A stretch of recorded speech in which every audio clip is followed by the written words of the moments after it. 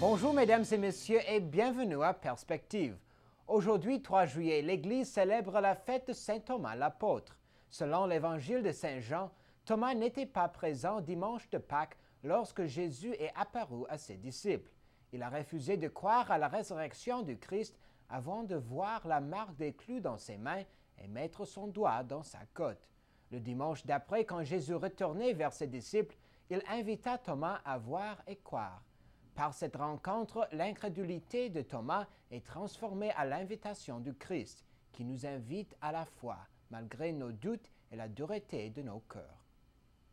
Ce matin, à Cracovie, en Pologne, le cardinal Stanisław Dziwisz a présenté le logo et la prière de la 31e Journée mondiale de la jeunesse en 2016. Le logo illustre le thème de cette JMJ, « Bienheureux les miséricordieux, parce qu'ils trouveront la miséricorde ». Il consiste en une croix qui symbolise le Christ, l'âme de chaque JMJ, sur un fond qui évoque la carte de la Pologne et qui indique la position de Cracovie avec une boule jaune, symbole des jeunes. La flamme qui est en sorte et flanque la croix symbolise la divine miséricorde, et les 3 couleurs du logo sont celles des armes de Cracovie. La prière officielle contient 3 parties. Elles remettent l'humanité et particulièrement la jeunesse à la divine miséricorde, une requête au Seigneur pour la grâce d'avoir une âme miséricordieuse et une demande d'intercession de la Sainte Vierge et de Saint Jean-Paul II, le patron des JMJ. Le texte complet de la prière est disponible sur news.va. JMJ Cracovie se passera du 26 au 31 juillet 2016. Hier soir, le cardinal Jean-Louis Torrent, président du Conseil pontifical pour le dialogue interreligieux, a présidé une veillée de prière pour l'Irak et la Syrie à la basilique des Saints Apôtres à Rome.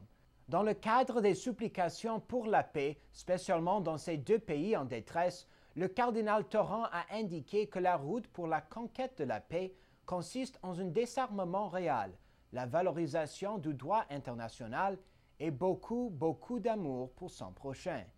Nous chrétiens, a-t-il dit, nous avons une mission, celle que Jésus a confiée à son Église après sa résurrection, être des artisans de paix, là où nous vivons.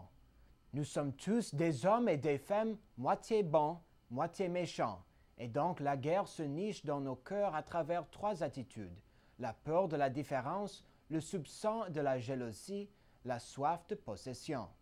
Prions-nous pour la paix en Irak, en Syrie et dans nos propres vies. Ciel et Lumière s'engage dans un projet passionnant en collaboration avec Développement et Paix et Caritas Liban et celui de la Syrie. Ce documentaire se concentre sur la crise des réfugiés syriens et son impact sur le Moyen-Orient, la Syrie, le Liban, la Jordanie, l'Église et le monde. Le Père Rosica et notre journaliste Sébastien Gomes ont passé la semaine dernière dans les camps de réfugiés au Liban et en Jordanie, à la frontière syrienne.